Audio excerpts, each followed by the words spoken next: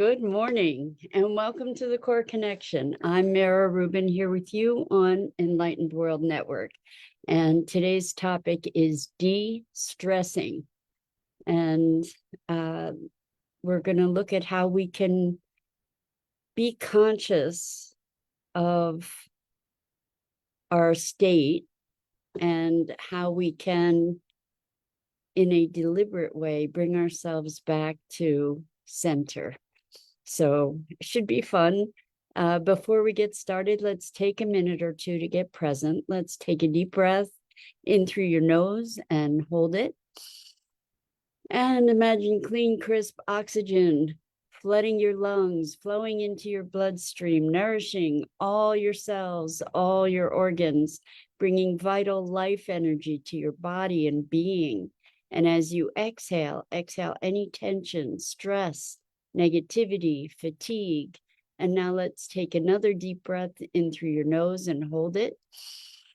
And this time, imagine brilliant, bright light lighting you up from the inside out, illuminating, electrifying, and energizing all your cells, lighting you up from the inside out, creating a brilliant beam of light and energy from your heart out into the world. And as you exhale any remaining tension, stress, negativity, fatigue. And now let's press our palms together, vigorously rub your hands together to feel the friction, the temperature, the pressure, the motion, the tickling and tingling when you stop. And allow all those sensations to bring you present right here, right now, into this remarkable physical form that enables us to experience life. Welcome, welcome, welcome. So, de-stressing. Good morning, Rosalind. Welcome. It's great to be here with you, and welcome to everybody else who's joining us.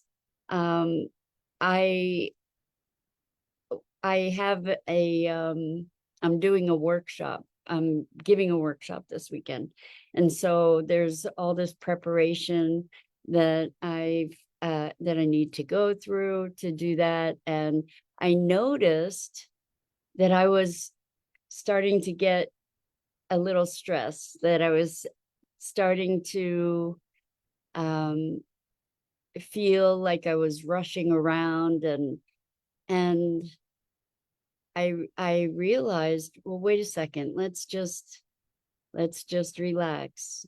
If we can allow that everything is unfolding as it ought be, and there's actually time for everything and everything in its time kind of idea. I was able and am able to just relax, breathe, center myself. And ironically, or it seems counterintuitive to be thinking that in order to be more effective with so much to do, that the thing to do is slow down, but oftentimes it is, because it gives us, when we slow down, it gives us an opportunity to really be more present. And so I know that lots of us deal with stress, and we're just going to talk about several different ways that we can go about handling that. So one of the ways, first of all, the most important thing is to be aware, is to have the capacity to stand back and recognize, oh, I'm stressed, or I'm really tense and anxious, or feeling overwhelmed. That's an easy thing for us to feel, I think, oftentimes. And so the first key is to recognize how we're feeling, to be present to our state. And then once we're present, it's really helpful to step back and ask ourselves, what am I telling myself? What's my internal conversation? And what we'll notice is that our internal conversation is working us into this state of stress that typically we'll be saying, oh my gosh, I have so much to do. Oh my gosh, right? There's so much to do. Or I don't have enough time, or what if I forget this, that, or the other thing? And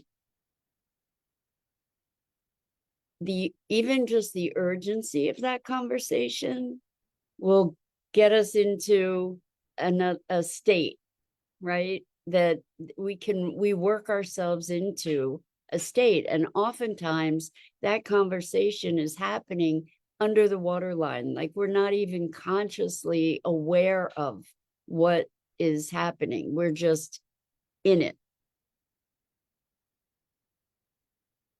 And we don't even hear the conversation. We're not present to the conversation. We might be present to the stress, but not necessarily present to the conversation.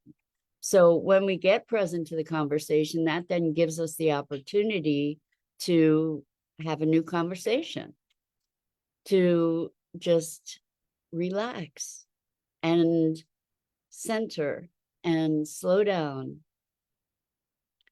and smooth things out. Another thing that happens with stress is we tend to breathe really shallowly and in from our chests rather than into our bellies. And so that's another thing that we can do to help de-stress ourselves, is to start breathing more deeply, breathe into our bellies, just to take a few minutes to breathe. And again, oftentimes with this I don't have enough time kind of syndrome, what it seems, again, counterintuitive to just stop and take a couple minutes to breathe and come back to center. And as part of that process, what we can also do is notice where we're holding tension in our bodies. Like we might be bracing ourselves, raising our shoulders, contracting, constricting. And when we breathe, we can allow ourselves to consciously and deliberately release that tension that we're holding in our body. So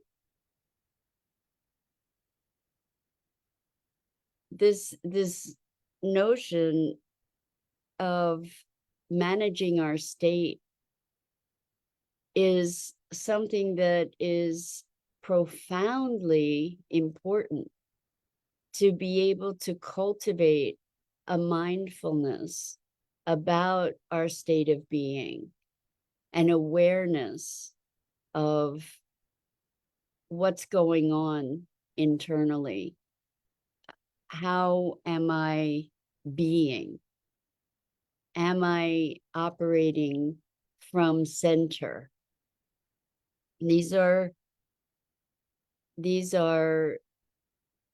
keys, I think, to the experience of quality life, of actually living. So we've spoken about being versus doing, and the stress part I think is very related to a doing mentality rather than a beingness. And it's almost as if we get outside of ourselves when we get stressed. And this notion of coming back to center is foundational not just relating to stress, but relating to any kind of emotional state that we might find ourselves in. You know, if we get angry, if we get frustrated, um, we can be looking at what's going on here. You know, there are, it's not that it's not appropriate. You know, there are times when, of course, you can get angry, and when we become angry, when we start being angry instead of feeling anger, like when it overtakes us, or when stress overtakes us, for example, we lose our sense of self. We lose our ability to really respond to the needs of the moment. And that's what I think that's what we're talking about. I think with stress, we create a sense of urgency. And I think we can have a sense of urgency and still have a smooth calmness about ourselves. When I think about the quality of the energy of stress, it's jangly, it's jagged, um it's really disruptive.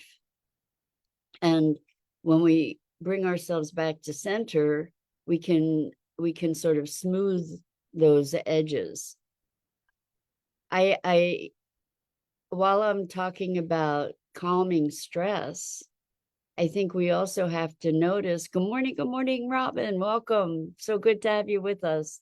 I think we have to notice also that some stress is a really good thing. Some stress is a positive thing that allows us to become more resilient. So, for instance, a plant that is not stressed in any way, like let's say there's a tree or a sapling and there's no wind, for example, and um, it doesn't, without the wind, it doesn't get to build up the strength and resilience. So the wind actually helps it because it's stressing it, it's pushing the plant in one way or another so that it builds a stronger stem or a stronger stalk. But if the wind were constant, it would potentially blow the tree down. And it would certainly shape the tree, right? I'm thinking of the wonderful trees in, I think, Sausalito, that are very windblown, and they are very shaped by the tree. I mean, by the wind. Sorry. They're wonderful, wonderful trees.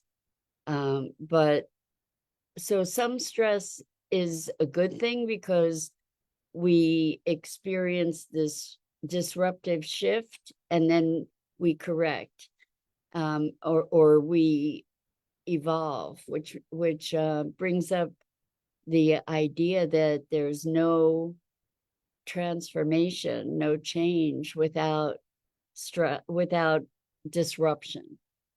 And that disruption is a stressor, right? So it's not that stress is a bad thing. Prolonged stress can be a harmful thing. And so when we're experiencing that, it's useful to be able to be present and to modulate it or to relieve it, to reduce it. So what other kinds of things can we do to de-stress? It's interesting because I've been one in my life to do stress eating, which isn't the best thing, but I imagine I'm not alone around that, to be um, trying to calm or soothe oneself with food. Uh, that can be not the it's not that fulfilling actually, right? But we're trying to do something to manage, or eating or drinking or shopping or um, exercising could be a really great way to help reduce stress also, to move all that energy, because if we think about what stress is, it's kind of an over energy state, um, especially if it's over a more prolonged period of time. It's over energy, and it's exhausting, right?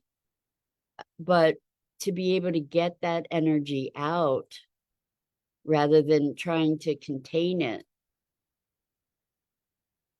is really, really helpful. Going outside. Rosalind says, I'd like to get into the habit of being early. What's the saying? If you're on time, you're late.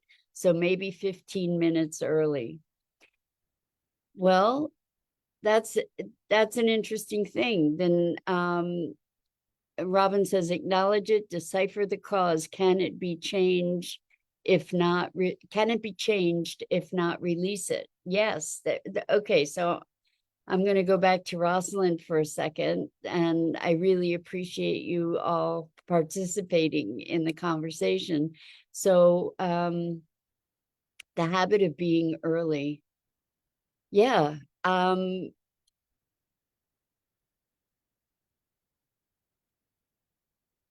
It's interesting because I've had a lot of um, a lot of conversation around, or training actually, around being on time, and what it means to be on time. So I'm wondering what's driving your interest in being early. Like maybe it's giving yourself enough time to not have to stress about being late. So if you give yourself enough time, then there's a greater sense of ease and less stress. So maybe that's part of the motivation for being early. And then the question is, okay, I'm early, now what? What do I do now? Um, I'm someone who will typically tend to be early. Um, although I've noticed, or I'd be right on time. I've noticed that with this with the morning chats with you all, I noticed that I'm now more typically maybe a minute or two late, which is it's a big transformation for me, because um, I had been trained into, if you're late, it's just a deep disrespect for the other person, um, that or the other people that you're engaged with. So it's interesting, the idea of being early, being on time, being late. There's a lot to be um, there, that to unpack. There's a lot to unpack in that. And so yeah, the on time thing is very interesting. If you're on time, you're late. I don't know. I mean, I wouldn't arrive to a party early, because that that would be putting extra stress on the person who's giving the party, right? If they're saying that the party starts at a certain time, for example. So I think there are times when it's appropriate to be early, and there are times probably when it's okay to be late. Anyway, Robin says, acknowledge it, decipher the cause. Can it be changed? If not, release it. And so I think that that's such that's sort of a words to live by, right? It's the wisdom prayer, is it? The how does it go? A serenity prayer. God grant me the serenity to accept those things I cannot change. I cannot change. How does it go? God grant me the serenity to accept those things I cannot change, courage to change those things I can, and wisdom to know the difference. And I think, Robin, that's essentially what you're saying there. And it's such a simple concept, and yet we rail against the things that we can't change oftentimes, and don't oftentimes don't step up to change the things that we can. So yeah, a simple and powerful credo for living, right? So stress, that's another good way to relieve stress, is a sigh, just like and exhale and pushing that energy out. And the other thing too is that stress or and excitement aren't very far apart on the spectrum, and we might be able to transform. Oh, thank you. Robin says, go out in nature. I was going to say that. I really appreciate you saying that. Thank you for that. Going out in nature, being in the sun, putting your feet in the ground, that also can be literally quite grounding and assist us in centering. I also notice that sometimes when I'm stressed, when I feel stressed, make that distinction, that doing something that I love can really, it shifts the energy, it shifts the tension. And so it may seem, again, counterintuitive when you've got a lot to do, but things aren't flowing well, to just take a break, go do something that you enjoy. Dance, listen to music, go out in nature, take a walk. I love photographing nature. So just going on a walk and taking photos of the beautiful flowers and things. So then you can come back renewed and refreshed and more focused. Because when we're stressed, a lot of our energy is not being directed in a productive way. When we're stressed, we're fighting with ourselves. So if we can sort of recontextualize that whole thing, reset ourselves, then that can make a big difference. So breathing, being conscious of the breathing from the belly, being conscious of the tension in our bodies and releasing that tension, shifting the activity, shifting the state, noticing what our internal conversation is that might be exacerbating the stress.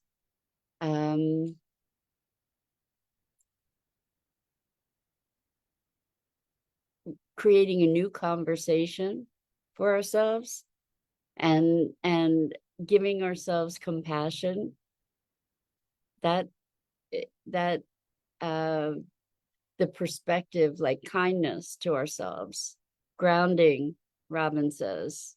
Yes, so grounding in nature.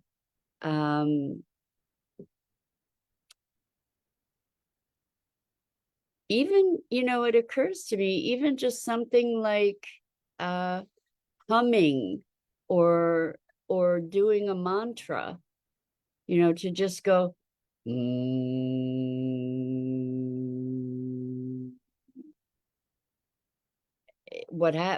just in doing that, it's creating a different resonance. It creates not only the sound, but there's a vibration in your body that also helps to reset and to relax, because it's giving, what we're doing is we're kind of redirecting our focus.